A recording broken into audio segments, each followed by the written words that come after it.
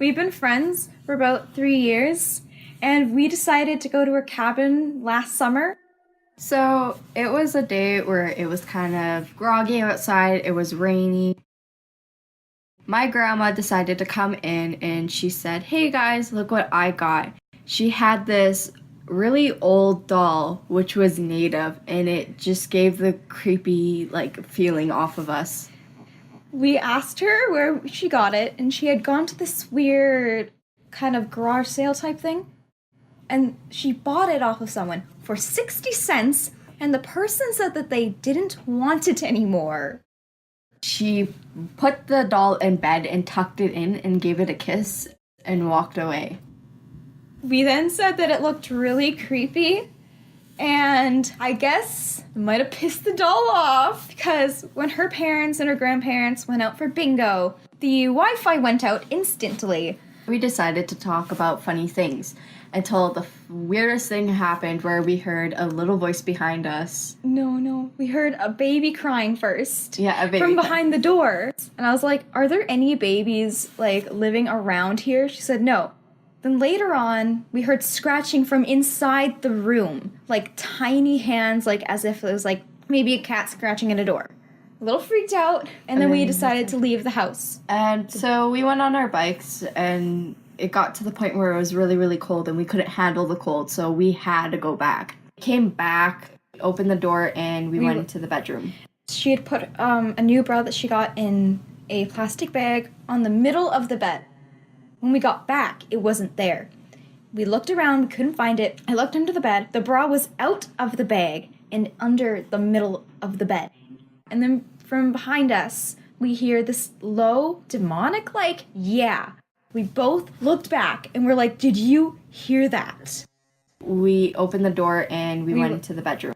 The blanket was underneath its eyes, and we had put it completely over. So it got to the point we were really freaked out. So she went up to this tree, and it was a fake tree, and she said, "I hope nothing happens to this tree. I really love this tree." So my parents ended up coming back and we couldn't sleep that night. We were so scared, and so the next day we woke up, the leaves were all over the floor and they were scattered, which kind of freaked us out. That was the time that we realized that we pissed that doll off.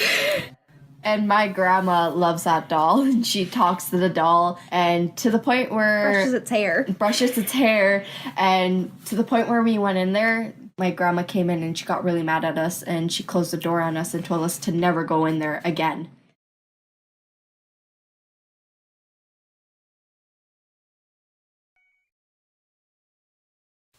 For 7 years of my life, I grew up in the foster system. I had to leave my mom's house because of the decisions she made to stop being there for her children. At the time, it was just me, an 8-year-old girl, and my brother, an 11-year-old, severely autistic boy. One day, the police showed up at our house. They asked me a lot of questions and then told us I would be staying at my aunt's house with her 3 kids, and my brother would go to a home to support his needs. I stayed with my aunt and her cousins for a year and a half until one day my aunt told me to pack some clothes. I thought I was going to spend some time with my other aunt and cousins, so happily I went to pack some clothes, but once I was done, I went to the front room and my aunt told me and my cousin I was going away for some time. I didn't know what that meant, but we all cried, and my caseworker showed up. My caseworker didn't tell me too much on our car ride there, but for the most of the ride, I cried. Once we got there, I was greeted by someone I would soon look up to as a sister, and by more people I would soon consider my family. I lived there for 2.5 years. I wanted that to be my forever home, my forever family. But I found out my biological mom had another baby. He was only 5 months old, and the state wanted us to be together forever. I moved in with him and his foster family. I watched him grow up, cry, fuss, change his diapers. I never thought I'd have a little brother, but there he was right before my eyes. I thought that was it for our foster placements, but I was wrong. Something didn't work in that home, and we were moved after a year and a half of staying there. Now, we were with our very first white foster parent, a single mother with 3 cute but crazy kids. To say the least on that home, it didn't work, and we left.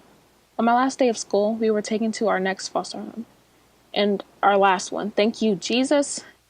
Another white family with 4 kids, a boy in the 11th grade, a girl going on 9th grade, another girl in the 7th grade, and another boy in like the 5th grade.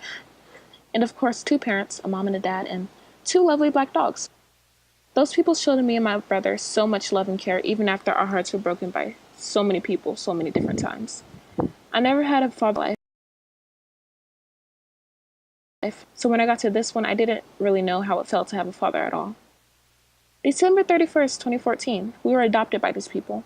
Being here for 2 years now, I've received lots of love and crazy rules and groundings.